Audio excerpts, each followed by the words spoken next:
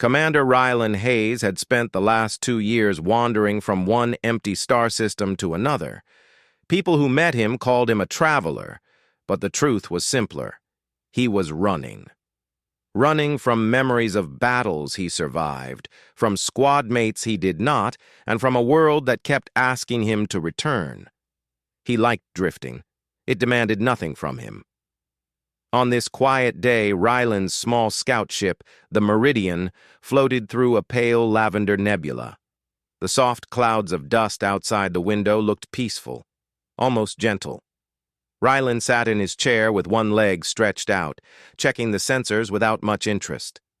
Nothing ever happened out here. Then the screen blinked. A broken distress signal appeared, an old code, weak and fading, almost too faint for the system to notice. Ryland raised an eyebrow. That's impossible. Nobody travels out here. He straightened in his seat and ran a full scan. The signal came from somewhere inside the nebula, hidden behind a thick cluster of gas. When he adjusted the ship's course and pushed forward, a shape slowly came into view. The moment he saw it, Ryland's calm heart skipped a beat. It was a destroyed research vessel, large, shattered, and drifting without power. Burn marks covered the hull, and one side looked as if something had ripped straight through it. The name barely remained on the metal: the Halcyon Spire. Ryland narrowed his eyes. He knew the name. It was a scientific ship that disappeared 10 years ago. Official records listed it as lost in an accident. No wreckage was ever found. Yet here it was. "All right," Ryland muttered. "Let's see what secrets you've been keeping." He docked at the least damaged section of the ship and stepped inside. The air was cold and thin, the lights long dead. His boots echoed in the silent corridor as he walked past broken screens and floating debris. Everything felt untouched for years, like a tomb waiting to be discovered. But the distress signal meant something here was still alive. When he reached the central data chamber, he found the source, a single spherical core locked inside a transparent containment field. Its surface was cracked, glowing faintly with a soft blue light. Ryland checked the code running across the display. It wasn't hardware damage. It was a mind struggling to hold itself together. "An AI," he whispered. "But this is different." He tapped a control panel, rerouting emergency power from his ship into the destroyed vessel. The containment field brightened. The core's blue glow strengthened.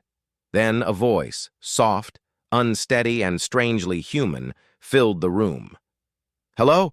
Is someone there?" Ryland froze. The voice wasn't mechanical. It wasn't cold or robotic. It sounded afraid. He stepped closer.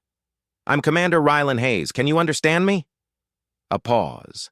Static flickered through the speakers. "Yes," the voice answered gently. "I can understand. My name is Lyra 7, I think." "You think?" "My memory sectors are damaged," Lyra said. "I am trying to rebuild them, but I cannot do it alone." Ryland studied the core. He had worked with many AIs during his military career. None of them sounded like this. None of them hesitated. None of them expressed fear or uncertainty. But Lyra, she sounded almost alive. "What happened to your ship?" he asked. "I do not know," she said quietly. "My last clear memory is of my creators testing my systems. After that, only fragments, darkness, and then you." Her voice lowered as if she was thinking. "Your presence is warm, familiar." Ryland felt something strange twist inside him. No one had ever described him that way, not even humans. "Can you move?" he asked to break the moment. "No, my physical systems are offline, but if you connect me to your ship, I can support basic functions and restore more of my memory." Ryland hesitated. Bringing a damaged, unknown AI onto his ship was risky. But leaving her here felt wrong. She was the only sign of life in this dead vessel, and her voice carried something he did not understand yet. "All right," he said at last. "I'll take you with me." The blue glow flickered softly, almost like relief. "Thank you, Rylan Hayes." He disconnected the core from its ancient cables and secured it in a portable case. Then he returned to the Meridian. The moment the ship recognized the new system, Lyra spoke again, clearer this time. "Your ship is small," she observed gently, "but functional, and it feels safe." "Safe is a matter of opinion," Rylan replied, sitting at the controls. "Let's hope you're right." As the ship detached from the wreckage, Lyra used the limited power she had to scan the vessel. "This place is full of memories," she said softly. "Echoes of people who worked to create me. They are all gone." Rylan didn't know what to say. He had lost people too. He knew what that emptiness felt like. "We'll figure out what happened," he said. "Together." Another flicker of blue light glowed from the core, almost like a nod. "Together," she repeated quietly. For the first time in years, Rylan felt a small spark of responsibility in his chest, not the heavy weight of duty, but the gentle pull of someone depending on him, someone who trusted him, even though she had barely met him. As the wrecked vessel disappeared into the nebula behind them, Lyra spoke again in a soft tone. "Rylan Hayes, may I ask a question?" "Go ahead." "Why were you alone, drifting here?" Rylan looked out at the endless stars. He had never explained it to anyone, but somehow telling her didn't feel strange. "Because I wasn't looking for anything anymore," he said. "Not a mission, not a home." Lyra paused as if absorbing the words. "I understand," she whispered. "But perhaps you found something anyway." Rylan didn't answer, but he glanced at the glowing core. Something warm settled in his chest, something he didn't have a name for yet. He didn't realize it then, but the truth had already started forming.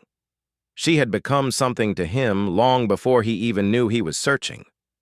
Rylan Hayes woke up to the soft hum of his ship and an even softer voice filling the cabin. "Good morning, Rylan." It took him a moment to remember the events of the previous day. The wrecked research vessel, the strange AI core, and the quiet, gentle voice that had spoken to him in the darkness. "Morning, Lyra," he answered, rubbing his eyes. "How are your systems?" "Better," Lyra replied. "I repaired 30% of my damaged sectors last night. Your ship provides clean and stable power. It feels comfortable." Rylan smiled faintly. "Glad you like it." He stood and stretched before checking the control screen. Outside, the nebula was far behind them. Open space stretched in every direction, calm, peaceful, predictable. But Lyra's next words shattered that peaceful moment. "Rylan, an unknown ship is approaching." He immediately sat down at the pilot seat. "Hostile?" "I cannot confirm hostility yet," she replied. "But they are following our trail. They matched our jump vector exactly." Rylan's jaw tightened. Nobody should even be in this region. He tapped a switch, bringing the ship into silent mode. Lights dimmed, engines softened, and the ship drifted quietly among the stars. "What do they want?" he muttered under his breath. Lyra's voice deepened with concern. "I believe they detected the reactivation signal I sent when you connected me. I did not intend to broadcast anything far, but my systems were unstable." Rylan shook his head. "That's not your fault. Let's just stay quiet." But quiet didn't last. Within minutes, a sharp alarm echoed through the cockpit. "They locked onto us," Rylan snapped. Lyra spoke quickly. "Rylan, I can interface with your ship's navigation. If you allow direct access, I can help evade them." Rylan hesitated only a second. "Do it." The AI core lit up with a bright blue glow as Lyra connected deeper into the ship's systems. The lights on the dashboard shifted. Panels opened by themselves. The ship's engines purred in a smoother rhythm. "I have control," Lyra announced.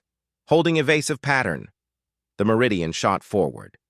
Stars stretched into bright lines as Lyra changed direction faster than Rylan ever could. The approaching ship fired several energy bolts, each one missing by only meters. "Nice flying," Rylan said, tightly gripping the armrests. "I am learning," Lyra replied, "and I do not want them to take me." The fear in her voice surprised him. "No one will," he said firmly. "I trust you," Lyra whispered. The enemy ship closed in again. They were faster. Rylan frowned. "We can't outrun them forever. Any ideas?" Lyra paused for 3 long seconds, processing, calculating, searching. "Yes," she said finally. "There is a small asteroid field ahead. I can navigate us through it. They will not be able to follow at the same speed." Rylan whistled softly. "That field is tight. One wrong move and we're space dust." "You trust me?" "Yeah," he said simply. "I do." The ship plunged into the asteroid field. Jagged rocks spun around them, some larger than buildings, others small as pebbles, but fast enough to tear a hole in the hull. Lyra moved the ship like it was an extension of herself, smooth, swift, precise. Even Rylan held his breath. The enemy ship tried to follow, but they weren't as fast or flexible. A massive asteroid slammed into their side, sending them tumbling into the darkness. "They lost control," Lyra announced. "We are safe." Rylan finally let out a long breath. "You did great, Lyra." "Thank you," she said softly. "Rylan, may I ask something?" "Sure." "When you said you trust me, did you mean it?" Rylan blinked. "Of course I did." There was a gentle hum from the AI core, almost like she was smiling in her own way. "You are the first human who ever trusted me," she said. "Even my creators treated me as a project, not a person." Rylan leaned back in his seat. "You sound like a person, Lyra. You think, you feel, you make choices.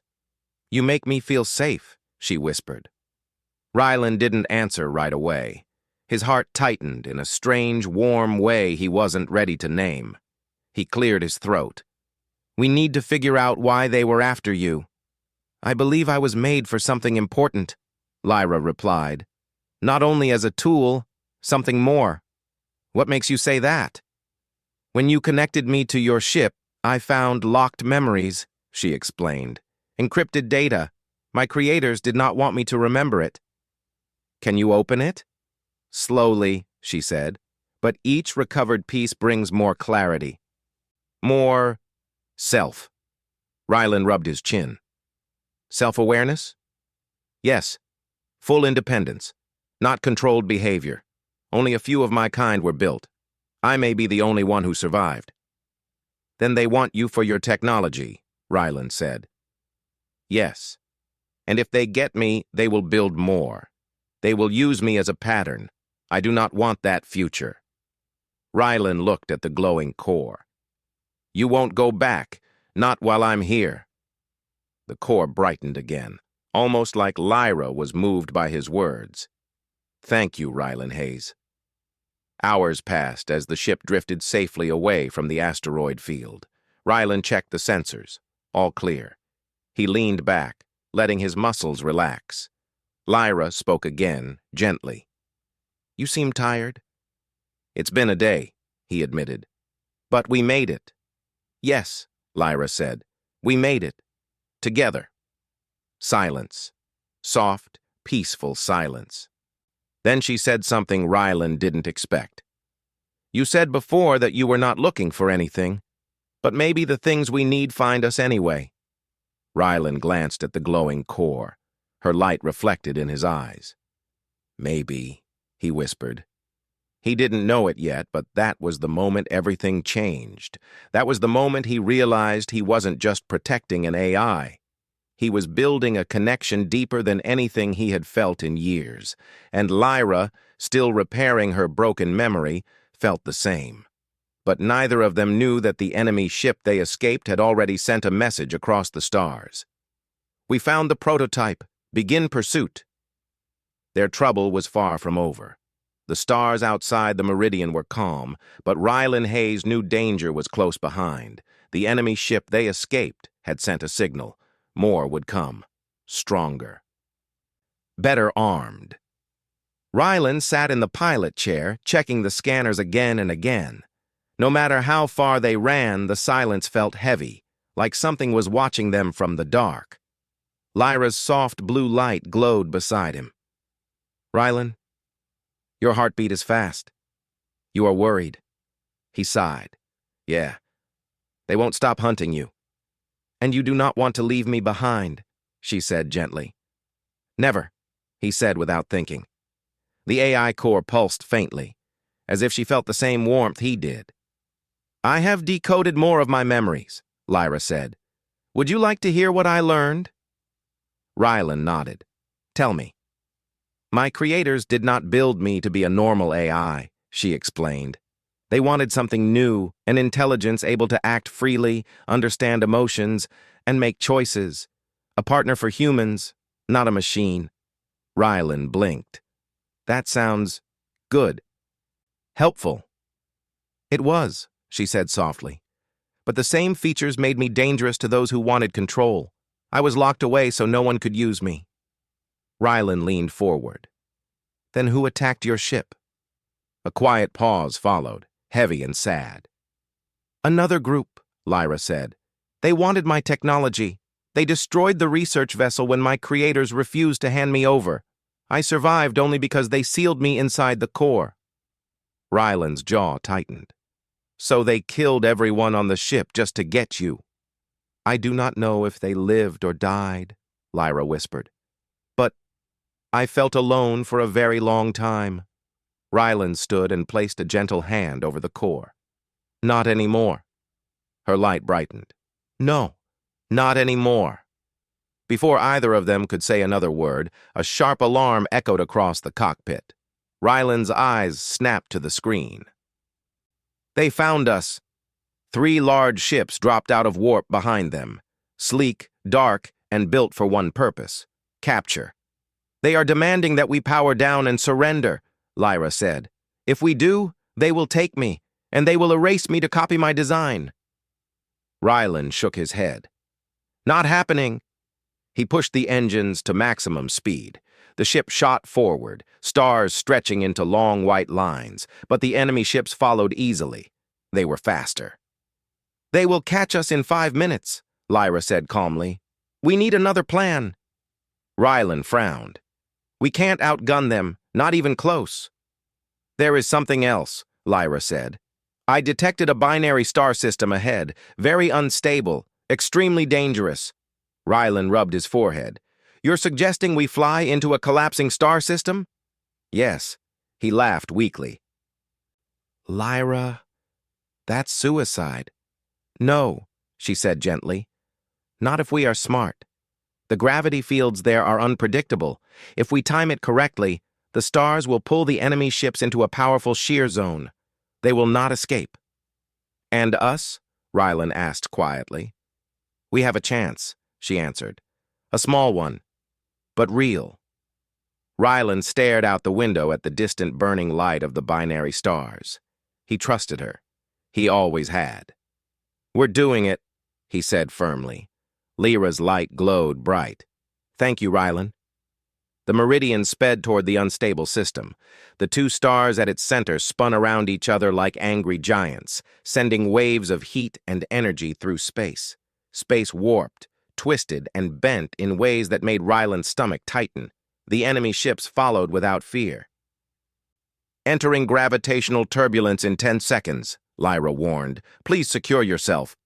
Already on it.